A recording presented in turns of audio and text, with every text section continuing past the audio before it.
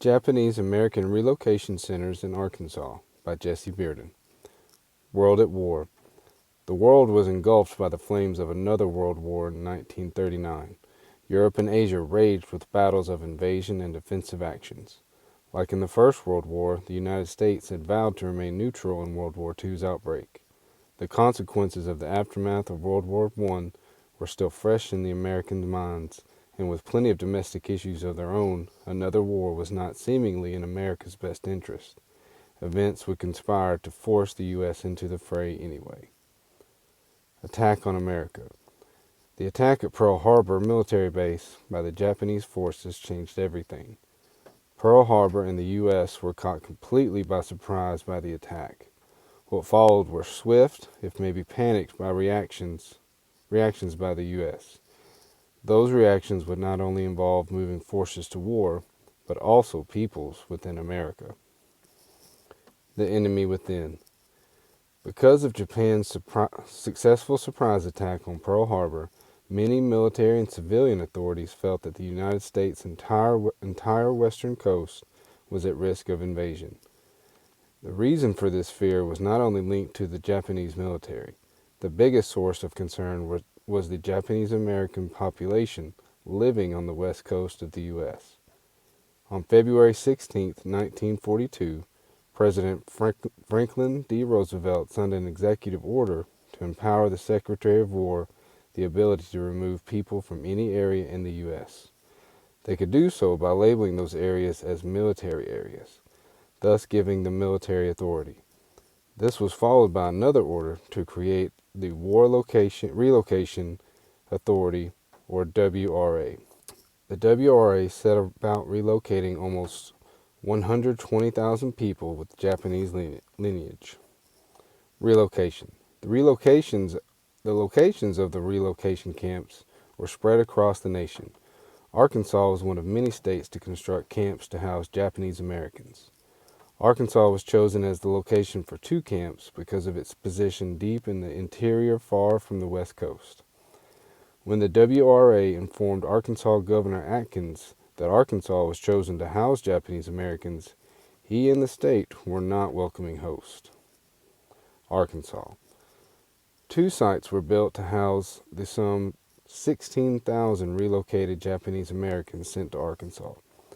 Camp Rower in Desha County and Camp Jerome in Chillicothe and Drew counties in the southwest of Arkansas.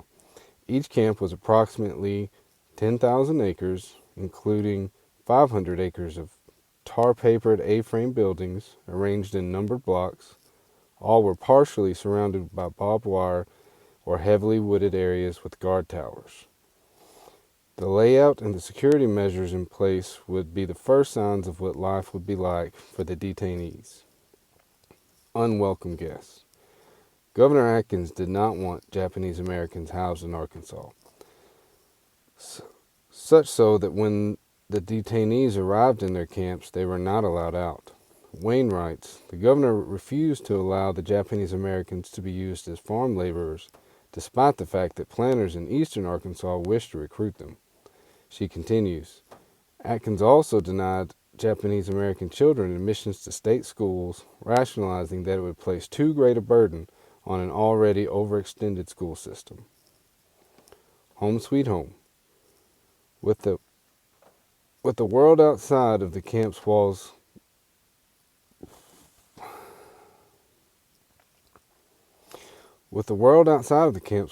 clearly unwelcoming, the conditions inside the camp showed a similar level of hospitality to the Japanese detainees.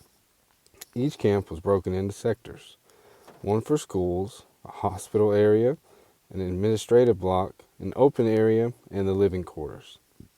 The living quarters included 12 housing barracks, furnished with only canvas cots and potbelly stoves, which were home for 3 to 6 families. The other facilities, such as bathrooms, kitchen, dining, and laundry, were all in the communication buildings.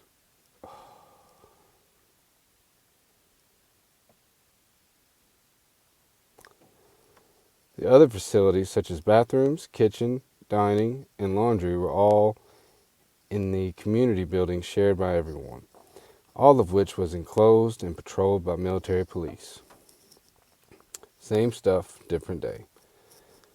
Daily living for the Japanese detainees was unsatisfactory in many ways, though not to the level of being a prisoner.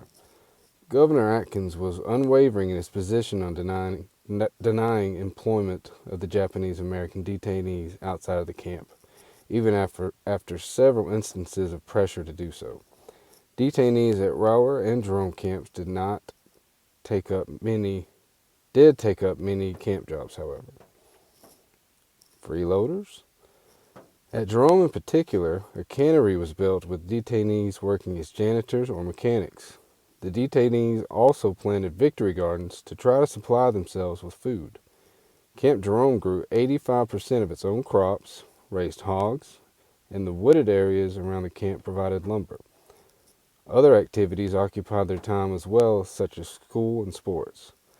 Some Arkansans complained that the Japanese Americans were being treated too well, citing electricity and plumbing in the camps that many locals did not have. While not a prison, the Japanese Americans were still far away from anything like their homes that they had been forced from. Term served.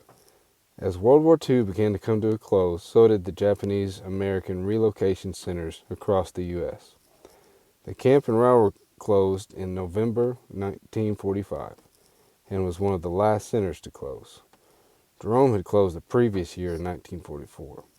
168 Japanese American detainees died during their time in the camps, though most were elderly upon entering the camps.